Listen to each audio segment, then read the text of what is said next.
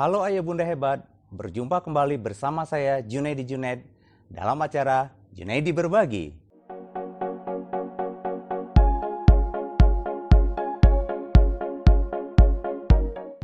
Topik kita kali ini adalah mengenali gejala autis sejak dini.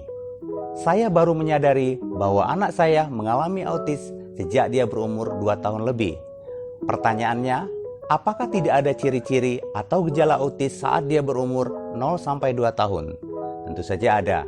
Namun, karena ketidaktahuan, selama itu saya tidak mengenali dan hanya merasa bingung kenapa anak saya agak berbeda.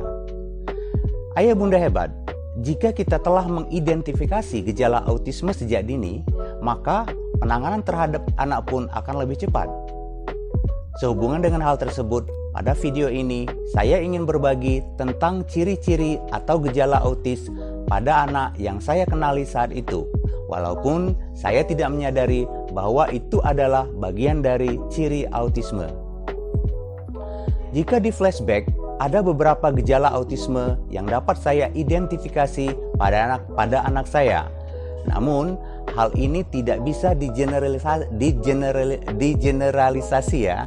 Ini hanya berdasarkan pengalaman kami orang tua yang memiliki anak berkebutuhan khusus tersebut.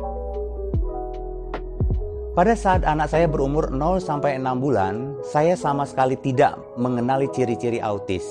Dan saya menganggap bahwa anak saya tumbuh kembang seperti bayi lainnya. Dia sehat, cantik, banyak minum susu, dan sangat lucu. Setelah umur 6 bulan, gejala itu mulai muncul. Walaupun saya menganggapnya normal. Saat itu, anak saya mulai duduk. Dan di sore hari, biasanya dia bermain di pekarangan. Dia selalu duduk di dekat tumpukan batu dan pecahan genteng. Setiap saya perhatikan, dia selalu menumpuk pecahan genteng secara vertikal. Setelah tersusun dengan rapi, dia memporak-porandakan genteng-genteng itu, lalu menyusunnya kembali dan melakukan hal yang sama berulang-ulang. Sebenarnya, saya sudah merasa ada sesuatu yang berbeda dibandingkan dengan kedua anak saya yang lain. Agak aneh ya.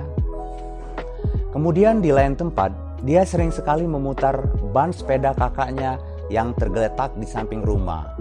Mengulang kembali, lagi dan lagi. Dia betah sekali berlama-lama melakukan kegiatan tersebut. Namun, saat itu kami, ayah ibu, menganggapnya normal-normal saja. Tatapannya juga kosong dan belum bisa berkomunikasi. Dia sama sekali belum bisa memanggil mama atau papa, bahkan sampai umur 2 tahun lebih. Dia hanya membeo, mengulang kata-kata yang sama, misalnya tata, dada, teka. Dan ketika kita ajak berbicara, dia tidak pernah menatap mata kita. Nah, jika ada film anak-anak, dia biasanya nonton dan itu dilakukan berjam-jam sambil berjalan dan berlari di seputar ruang televisi.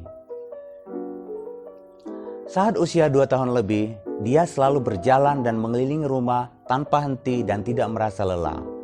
Keanehannya semakin nyata dan hampir setiap hari tidurnya selalu pukul 3 atau 4 pagi. Hal ini membuat kami sangat kelelahan. Intinya dia sangat aktif atau hiperaktif. Kami sering kewalahan menghadapi situasi seperti ini. Puncaknya, saat usia 2 tahun lebih itu, di saat saya sedang tertidur pulas, dia melompat ke arah perut saya. Ya, tidak terbayangkan betapa sakitnya. Saat itu saya baru menyadari ada apa dengan anak saya. Karena ketika saya merasa sakit tersebut, sedikit kesal dan emosi, dia malah tertawa terbahak-bahak. Saat itu saya merasa menyesal dan kasihan sekali dengannya. Hal lain aneh yang terjadi adalah anak saya sangat fokus pada satu warna baju yang dipakainya atau yang ingin dipakainya. Dia pasti memilih atau mencari baju warna pink. Ketika dipanggil namanya, dia tidak pernah acuh. Padahal sudah kami lakukan berulang-ulang. Sepertinya dia tidak mengenali namanya sendiri. Sering kami memanggil namanya dengan volume suara yang agak tinggi, namun tetap tidak ditanggapi. Hal aneh lainnya adalah dia tidak pernah mau bermain dengan teman-teman sebayanya. Dia hanya asik dengan dirinya sendiri dan dunianya.